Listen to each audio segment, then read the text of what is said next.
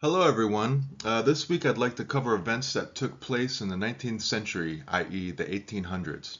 This will bring us up to speed for next week when we begin discussing the 20th century, i.e. the 1900s. This lecture may go a little long, so let me jump right into it. On this slide, the first map shows territorial claims made by different European empires in the year 1800. The Spanish had still laid claim to most of the continent. The British had claims on what is now Canada. The French had a scattered presence in the Great Lakes region, the New Orleans region, and in the Pacific Northwest. And the United States was pushing from the eastern seaboard over the Appalachian Mountains into the Ohio Valley. The second map shows the political reality that was on the ground, which is that hundreds of indigenous tribes occupied the land. Notice that I have created circles around certain regions. This is to show that by the year 1800, some tribal groups already had a long experience dealing with Europeans. On the southwest coast, tribal groups like the Kumeyaay and the Achaman have been living side by side with the Spanish for some time.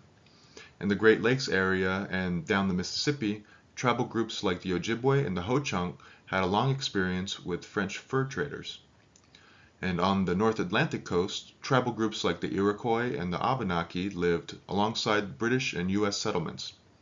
In these regions, the relationship between Europeans and indigenous peoples included cultural exchange, trade, political alliance, and warfare.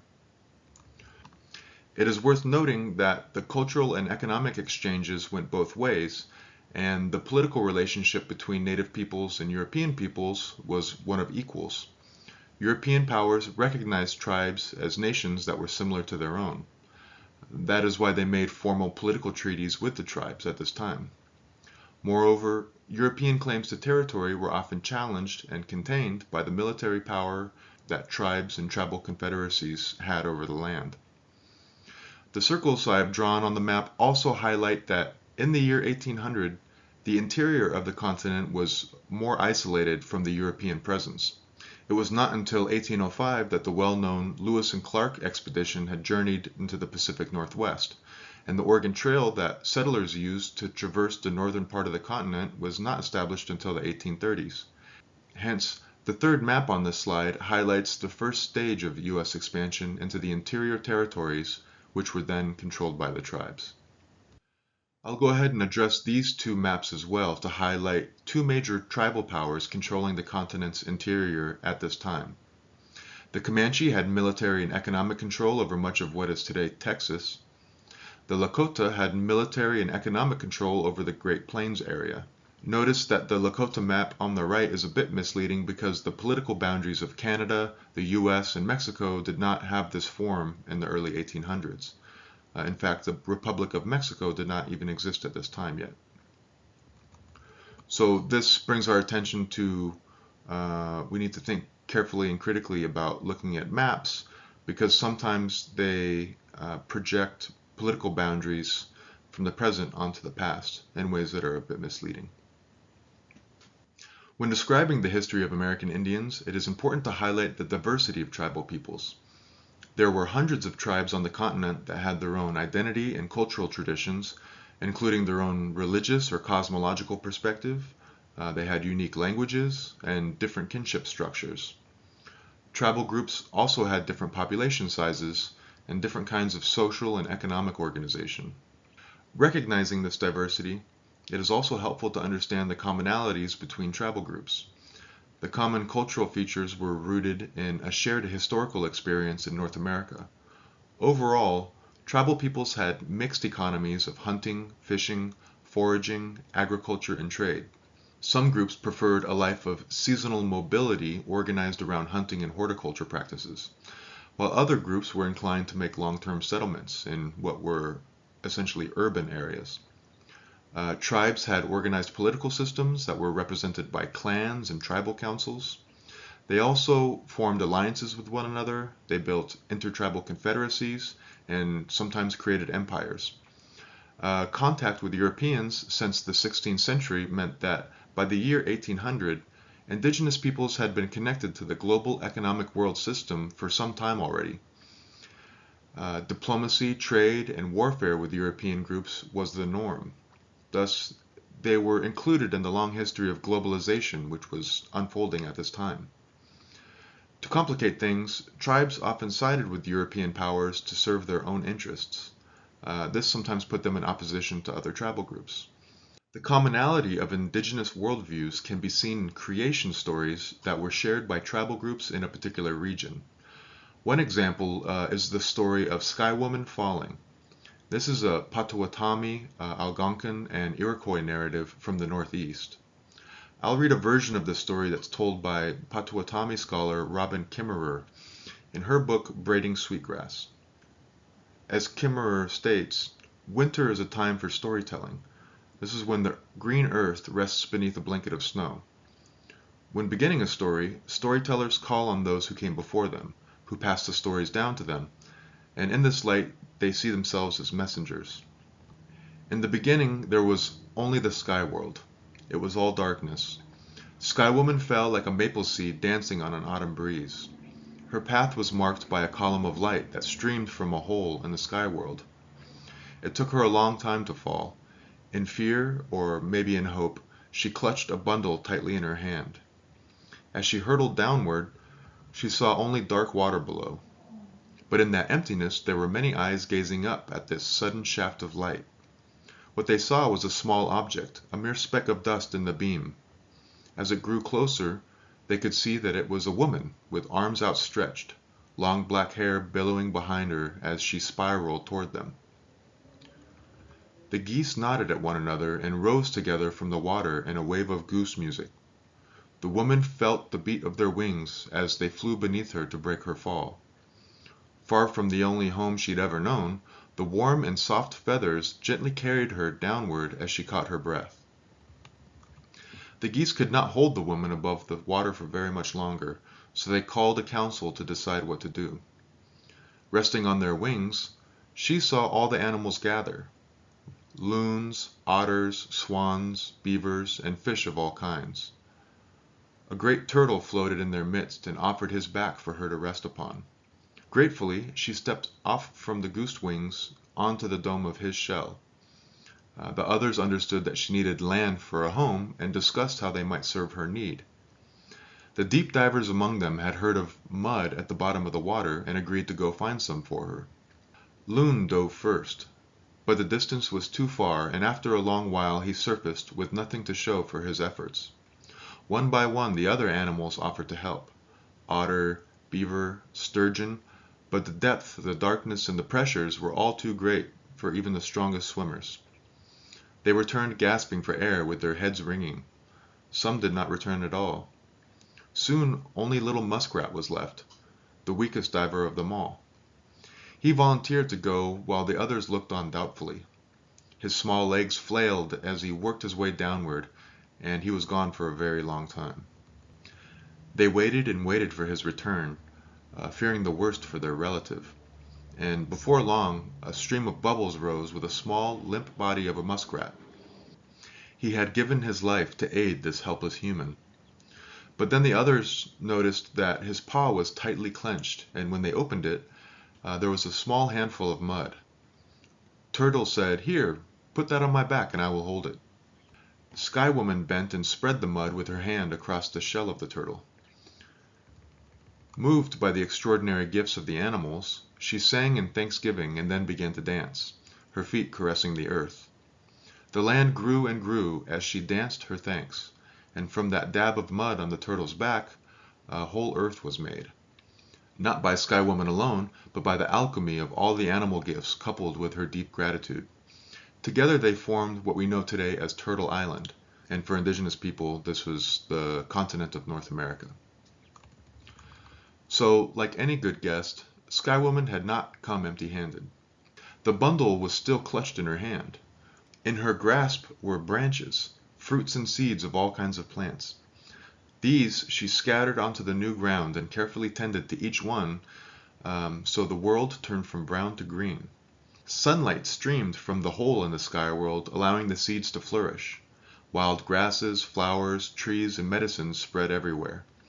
And now that the animals too had plenty to eat, many came to live with her on Turtle Island. Now I'm going to switch gears and I'm going to share another story. This is the story of the spirit of the salmon. This is a Nez Perce and Yakama narrative from the Northwest. So when the Creator was preparing to bring humans onto the earth, Creator called a grand council of all animal people, plant people, and everything else. In those days, the animals and the plants were more like people because they could talk. He asked each one to give a gift to the humans, a gift to help them survive, since humans were pitiful and would die without help. The first to come forward was Salmon. He gave the humans his body for food. The second to come forward to give a gift was Water. She promised to be the home to the salmon. After that, everyone else gave the humans a gift, but it was special that the first to give their gifts were Salmon and Water. When the humans finally arrived, the Creator took away the animals' power of speech and gave it to the humans. He told the humans that since the animals could no longer speak for themselves, it was the humans' responsibility to speak for the animals. To this day, salmon and water are always served first at tribal feasts to remember the story and honor the first foods. So altogether, these two narratives of Sky Woman falling and the spirit of the salmon, they give a glimpse into similar cosmologies that are shared by different indigenous groups. The narratives show a common set of themes. One theme is the personification of the natural world. In this view, animals and the natural elements are seen as part of an extended family. This view includes an ethic of reciprocity in which nature and people provide for one another and take care of each other. In a kind of comparative study, we can juxtapose these creation stories or origin stories with the origin stories of the Abrahamic tradition of Judaism, Christianity, and Islam.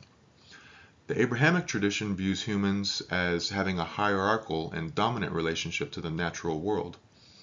It is also a more patriarchal worldview, a worldview in which men held the center position in society and power. This kind of worldview sees the world as something to be owned and possessed, as something more of an object.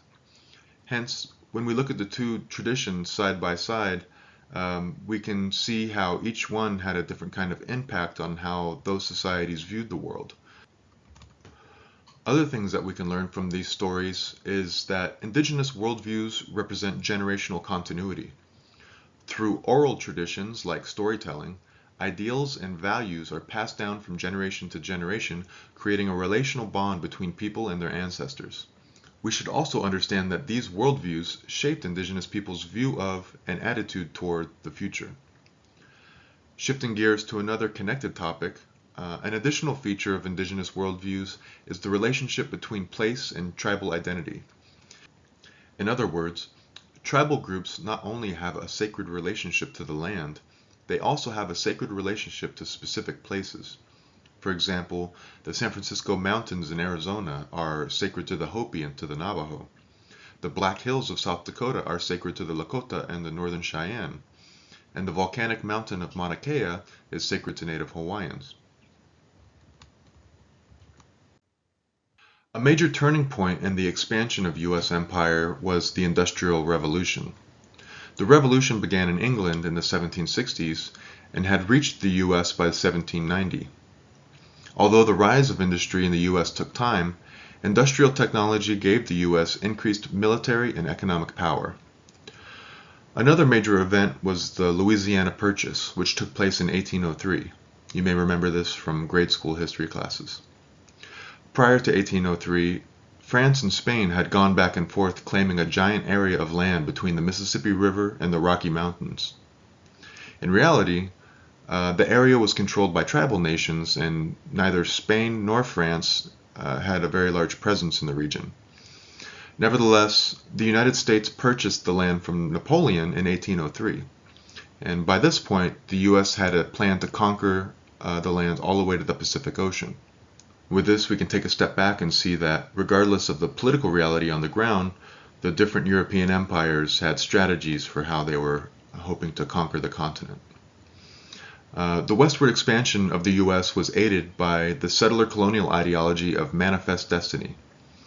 This settler ideology had its roots in the city upon a hill narrative of the early Puritan colonists in New England. Since the American Revolution, the ideology of American exceptionalism took a more nationalist tone. And by the 1840s, the religious view and the nationalist view had converged into the idea of manifest destiny. This idea held that the conquest of the continent was part of God's divine plan. The idea encouraged waves of settlers into the interior along the Oregon Trail, and the discovery of gold in California in 1848 escalated the situation further. Ideology can only do so much, however. In a closer read, the conquest of the Western territories was made possible by emerging technologies and industrial power. Thus, the U.S. military used new gun technologies to push tribes out of the way. Emerging railroad and communications technologies, like the telegraph, also began to tip the scales of power toward the United States. With westward expansion came indigenous resistance. Countless conflicts made up the so-called Indian Wars that unfolded during this period. One early example to mention was the Battle of Tippecanoe that took place in the Great Lakes region in the year of 1811. In this battle, the Tecumseh Confederacy had organized a number of local tribal groups to fight the U.S. Army. The Confederacy had some military successes, but they were eventually beaten by the Army's higher numbers and firepower. The remainder of the Tecumseh Confederacy ended up allying with the British during the Battle of 1812. The U.S. won this battle as well. A later example is the 1876 Battle of the Greasy Grass. This is also known as the Battle of Little Bighorn. In this battle, the U.S. sent the 7th Cavalry to defeat a tribal coalition made up of Lakota, Northern Cheyenne, and Arapaho warriors.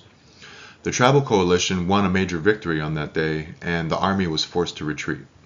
A series of other events cleared the way for the United States' westward expansion. The Indian Removal Act of 1830 was a federal policy that pushed the Cherokee, Chickasaw, Choctaw, and a number of other tribal groups to lands west of the Mississippi River. It is notable that the Cherokee had tried to adapt to Anglo-American society, and Cherokee tribal leaders took to the U.S. courts to make a legal challenge against the removal policy.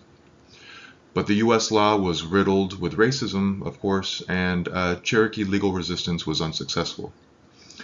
Thus, throughout the 1930s, many Native communities were force-marched from their homes into the so-called Indian Territory. Many people died along the way, and this became known as the Trail of Tears. The forced marches and other features of this removal policy are considered to be genocidal in nature. Another genocide to be aware of is the one that took place in California from the 1850s to the 1870s. In 1851, right after the Mexican-American War, the United States annexed Alta California from the Republic of Mexico and established the state of California as the 31st state of the Union. Tribal land rights in Alta California had previously been guaranteed by Mexico. So after the Mexican-American War, those rights were carried into U.S. law.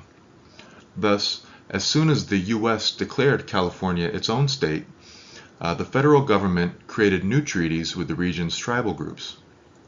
At this time, however, the policy of making treaties with tribal nations was being changed to a different federal policy of removal and also the creation of the reservation system. So shortly after agreeing to the treaties, Congress canceled the treaties and denied all indigenous rights to land in California. So, denied any rights to their traditional lands, and with no civil rights or protections that any settler would respect, Native groups in California were subject to dispossession and servitude, which led to malnutrition, starvation, disease, as well as cultural erosion and the breaking up of families and communities. This began a period of genocide that lasted almost 30 years. Between 1846 and 1873, Euro-American settlers wielded Republican, populist, and racist ideologies to justify the murder, rape, and kidnapping and the destruction of native villages and camps. With the coming of statehood, the state's makeshift democratic apparatus legislated native disenfranchisement. Moreover, state and federal funds were used to pay and supply local militias who formed marauding death squads. In the spirit of rugged individualism and in a twisted belief that they were defending settlers' rights to property, These militia groups terrorized native villages and kidnapped native children and sold them into a new system of indigenous slavery. This system of slavery sustained the settler economy of mining, ranching, and agriculture. Often imagined by settlers as animals that needed to be exterminated in the name of progress and civilization, the native population of California was nearly annihilated. Active genocide subsided in the 1870s, largely due to the fact that the few remaining indigenous people in the state had either integrated into the new settler economy or were quarantined on ad hoc or crude reservations, or they had been pushed off into difficult mountain terrain. With the threat of competition for land mostly gone, and with European memory of indigenous life slipping into a romantic settler mythology, a wave of popular sympathy subsequently arose for Native Americans in California. In this example, we can see a quick succession of active violence, in this case genocide, and settler ideology coming in to do what is known as erasure, which is erasing what just happened not even a full generation later. So the topic of genocide is a complex one. After World War II and the Holocaust, international law recognized several types of genocide, including mass killings designed to exterminate an ethnic group, forcibly moving an ethnic group from one geographic location to another, imposed measures that are intended to limit the births of an ethnic group, or forcibly removing children from their families in cases of adoption. The forced suppression of a culture is also considered genocidal. Historically, genocide is typically associated with settler colonialism. So looking back at U.S. history, there are specific cases of genocide like the removal policy and what happened in California, and in a more general way, the United States treatment of indigenous people was genocidal on the whole, going back before the American Revolution. So present-day issues like the construction of oil pipelines on indigenous lands, child adoption policies, and the phenomenon of missing and murdered indigenous women, these are all part of this ongoing legacy. U.S. historical involvement in Hawaii, Cuba, Puerto Rico, the Philippines, Guam, and now in the Israeli-Palestine conflict are extensions of this history as well. The turn to the 20th century was a period of incorporation. That means that the U.S. used legal and economic means to bring tribal peoples who survived into its own sphere of power. Many tribal peoples were pushed into reservations that were typically located on low-quality land that Euro-Americans didn't want, and a number of assimilation policies followed, including the privatization of land, increased missionary activity, and the implementation of boarding schools. The result was that the indigenous population within the United States was split between people living on reservations and people who had joined U.S. society as an underclass of wage laborers. This brings us to the story of the Ghost Dance and the Wounded Knee Massacre. The Ghost Dance was a form of religious expression that mixed indigenous belief systems with ideas from Christianity. It emerged in response to U.S. westward expansion. In 1869, in the Great Basin area near the state of Utah, a Paiute medicine man named Wadziwab made a prophecy that an earthquake would remove the white settlers from the land, bringing in a new era of renewal for native peoples. He organized a series of ceremonial dances to announce his vision. The Paiute believed that the proper practice of this dance would reunite the living with the spirits of the dead, would bring the spirits to fight on their behalf, and end American westward expansion, bring peace, prosperity, and unity to American Indian peoples. This was an early form of pan-Indianism, which is a growing awareness of unity among diverse tribal groups. 20 years later, in 1889, another Paiute spiritual leader named Wavoka reinterpreted Wadziwab's prophecy during a solar eclipse. Unlike Wadziwab, Wavoka had been introduced to Christianity. As such, he incorporated Christian millenarianism, that is, the apocalyptic themes from the Book of Revelations. Wavoka also organized a series of ceremonial dances to announce his vision. This time, the idea and the practice of the ghost dance was adopted by other tribal groups, and it spread quickly across the continent.